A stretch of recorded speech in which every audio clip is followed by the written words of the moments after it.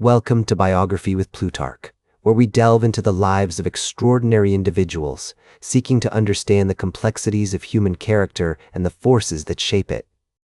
Today, we embark on a fascinating journey through the life of Thelonious Monk, the iconic American jazz pianist and composer whose unique sound and style continue to captivate audiences worldwide. Born on October 10, 1917, in Rocky Mount, North Carolina, Thelonious Monk was the youngest of three children to Thelonious and Barbara Monk. His birthplace, a small town nestled in the heart of the Tar Heel State, was a world away from the vibrant cityscapes that would later become his creative playground. The Monks were a close-knit family with a strong sense of tradition and community ties. Thelonious' father, was an amateur musician who played the violin and introduced his son to the world of music at a young age. Barbara, a devout Baptist, played a significant role in shaping Thelonious' spiritual and moral foundations, instilling in him a sense of discipline and responsibility that would serve him well throughout his life. As a child, Thelonious was fascinated by the sounds of the church choir and the blues musicians who performed in the local community. He would often sneak into the church to listen to the choir rehearsals, mesmerized by the harmonies and rhythms that filled the air. The church, with its rich history and cultural significance, became a sanctuary for Thelonious, a place where he could escape the mundane routines of everyday life and connect with something greater than himself. This early exposure to music had a profound impact on Thelonious, laying the groundwork for his future innovations as a composer and pianist. The Monk family's home was filled with music too. Thelonious would often play his violin, while Barbara sang hymns and spirituals. The sounds of the household, laughter, conversation, and music, created a warm and nurturing environment that encouraged Thelonious' creative growth. His siblings, Marion and Thomas, also played a significant role in shaping his early life, providing a sense of camaraderie and competition that would drive him to excel. In 1922, when Thelonious was just 5 years old, his family relocated to Manhattan's Upper West Side in search of better economic opportunities. This move would prove pivotal in shaping Thelonious' musical trajectory, as he was now immersed in the vibrant cultural landscape of New York City. The sounds of jazz, blues, and gospel music filled the air, with legendary musicians like Duke Ellington and Fats Waller performing at local venues. The city's energy was palpable, a kaleidoscope of sights, sounds, and experiences that would forever change Thelonious' perspective on life. Thelonious' early education took place at the prestigious Stuyvesant High School, where he excelled academically and musically. He began taking piano lessons at the age of 6, studying under the tutelage of private instructors who introduced him to classical music and theory. However, it was the jazz and blues musicians of his community who had the most significant influence on his developing style. Thelonious would often sneak out of the house to attend performances by local musicians, mesmerized by their improvisational skills and creative expression. The 1920s and 1930s were a time of great social change in America, with the Harlem Renaissance in full swing. Thelonious' neighborhood was a hub of creative activity, with writers like Langston Hughes and Zora Neale Hurston, and musicians like Count Basie and Billie Holiday, all contributing to the rich cultural tapestry of the area. This environment fostered a sense of experimentation and innovation, which would later become hallmarks of Thelonious' unique approach to music. As Thelonious entered his teenage years, he began to explore the city's jazz scene, attending performances by legendary musicians and sneaking into after-hours jam sessions. These experiences not only broadened his musical horizons, but also introduced him to a community of like-minded individuals who shared his passion for creative expression. It was during this period that Thelonious started to develop his distinctive piano style, characterized by dissonant harmonies, complex rhythms, and an unorthodox approach to melody. One of the most significant influences on Thelonious' early development was Don Byas, a saxophonist who became a mentor and friend. Byas introduced Thelonious to the works of jazz greats like Jelly Roll Morton and James P. Johnson and encouraged him to experiment with new sounds and techniques. This mentorship played a crucial role in shaping Thelonious' musical identity as he began to blend traditional jazz forms with his own unique perspective. The early years of Thelonious Monk's life were marked by a convergence of family, community, and cultural influences, all of which would shape his future as a musician and composer. As Thelonious Monk entered his early 20s, he began to make a name for himself in the vibrant jazz scene of New York City, where the sounds of Duke Ellington, Count Basie, and other legendary musicians filled the air. In 1939, he joined the Don Byas Orchestra, a renowned ensemble that played at some of the city's most prestigious venues, including the Apollo Theater and the Savoy Ballroom. This experience proved pivotal in shaping his unique style, which was characterized by complex harmonies and unorthodox melodic structures that would become hallmarks of his compositions. Monk's time with the orchestra also allowed him to develop his skills as an accompanist, learning to provide subtle yet effective support for soloists like Byas, who was known for his soulful saxophone playing. As Monk navigated the bustling jazz scene, he encountered a diverse array of musicians, each with their own distinct voice and approach. He was particularly drawn to the pianistic stylings of Ellington, whose harmonic innovations and rhythmic complexity would later influence Monk's own compositional approach. The young pianist also spent countless hours listening to recordings by Art Tatum, James P. Johnson, and Fats Waller, analyzing their techniques and incorporating elements into his own playing. These influences, combined with his own innate sense of creativity and experimentation, helped shape the distinctive sound that would soon become synonymous with Monk's name. In 1941, Monk joined the Cootie Williams Orchestra, a popular ensemble that featured some of the era's most talented musicians, including saxophonist Eddie Lockjaw Davis and trumpeter Ray Nance. During this period, he wrote several compositions that would become staples of his repertoire, including Round Midnight and Misterioso. These pieces showcased Monk's innovative approach to jazz composition, which often featured dissonant harmonies and unexpected rhythmic twists that added a layer of tension and release to his music. As Monk himself once observed, "I play the right notes, but not necessarily in the right order," highlighting his willingness to challenge conventional norms and push the boundaries of what was considered acceptable in jazz.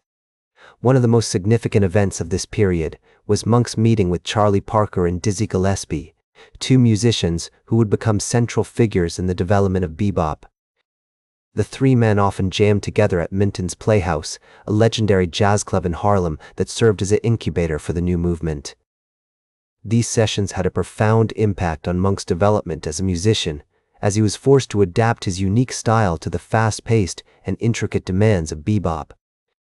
The exchanges between Monk, Parker, and Gillespie were often intense and competitive, with each musician pushing the others to new heights of creativity and technical proficiency. As the 1940s progressed, Monk began to lead his own quartet, which featured saxophonist Lucky Melinder and trumpeter Ray Copeland.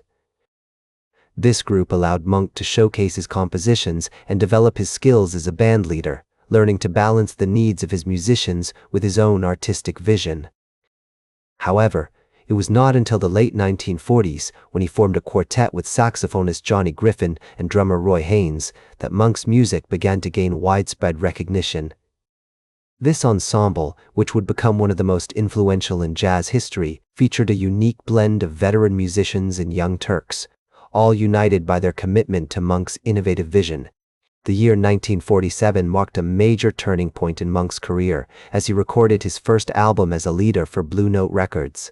This session, which featured a mix of Monk's original compositions and jazz standards, showcased his unique piano style and introduced his music to a wider audience. The album was a critical success, with many reviewers praising Monk's innovative approach to jazz composition and his unorthodox pianistic technique, which combined elements of stride piano, blues, and bebop. As news of the album spread, Monk began to attract attention from other musicians, including Miles Davis, who would later become a close friend and collaborator. Over the next several years, Monk would continue to record and perform with a variety of musicians, including John Coltrane, Billie Holiday, and Sonny Rollins. These collaborations not only helped to establish Monk as a major figure in the jazz world, but also allowed him to explore new sounds and styles, from the introspective balladry of Crepuscule with Nelly to the frenetic energy of Evidence.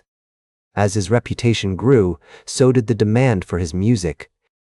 And by the early 1950s, Monk was widely regarded as one of the most innovative and influential musicians in jazz. In 1951, Monk signed with Prestige Records, which would become his primary recording label for the next several years. This partnership resulted in a string of critically acclaimed albums, including Genius of Modern Music and Monk's Dream. These recordings showcased Monk's unique approach to jazz composition and featured many of his most beloved compositions, including Straight, No Chaser, and Blue Monk.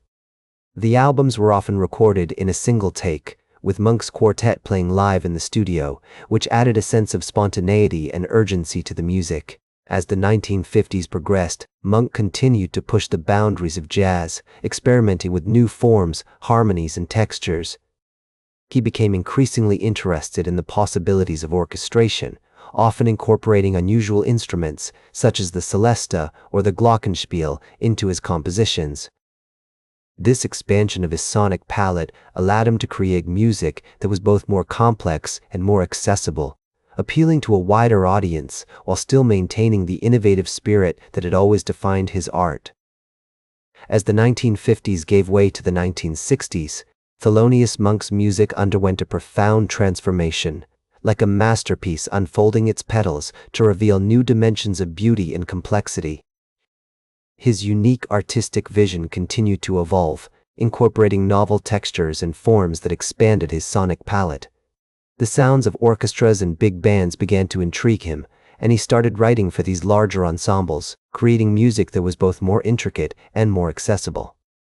This deliberate expansion allowed Monk to craft compositions that appealed to a broader audience while remaining true to the innovative spirit that had always defined his art. In 1962, Monk signed with Columbia Records, marking the beginning of a fruitful partnership that would last for the remainder of his career.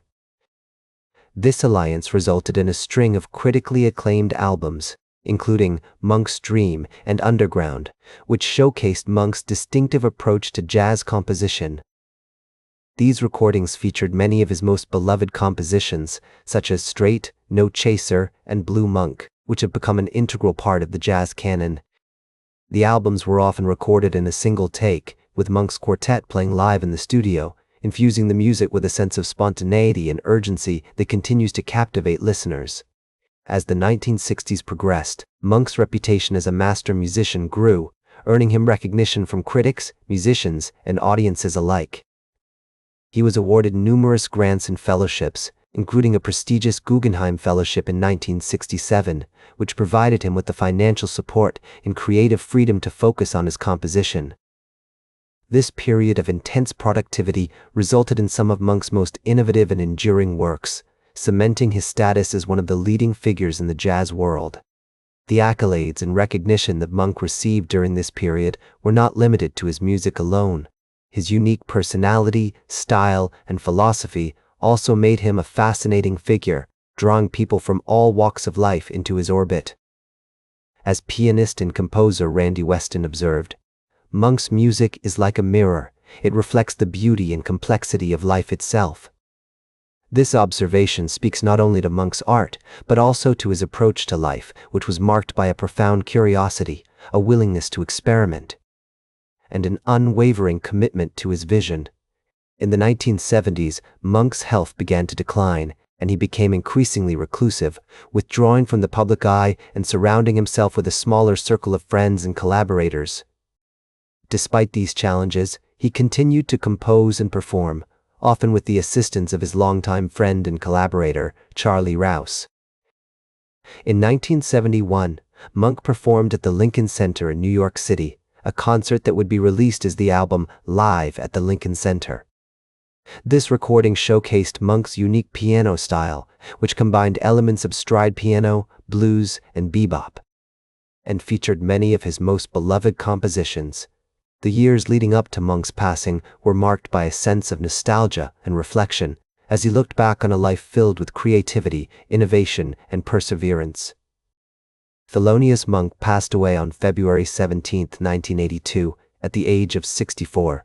Leaving behind a legacy that continues to inspire and influence musicians to this day. His death was met with an outpouring of tributes and condolences from the jazz community, with musicians and critics alike praising his innovative spirit and enduring legacy. Today, Thelonious Monk is remembered as one of the most innovative and influential musicians in jazz history. His unique piano style has inspired generations of musicians, from Herbie Hancock to Jason Moran, and his compositions continue to be performed and recorded by artists around the world.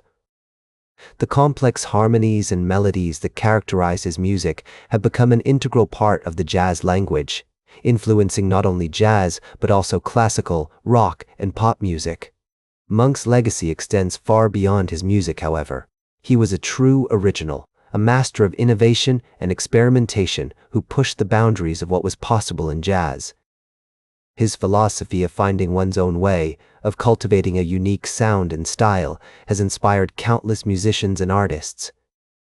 As he once said, "The most important thing is to find your own way, your own sound." This philosophy continues to resonate with artists today, reminding them of the importance of creativity, experimentation, and self-expression. His innovative spirit, unique piano style, and enduring compositions have left an indelible mark on the music world. His music, his philosophy, and his legacy continue to inspire us, reminding us of the importance of innovation, creativity, and self-expression. That's all for today's biography with Plutarch. Remember to like, share, and subscribe.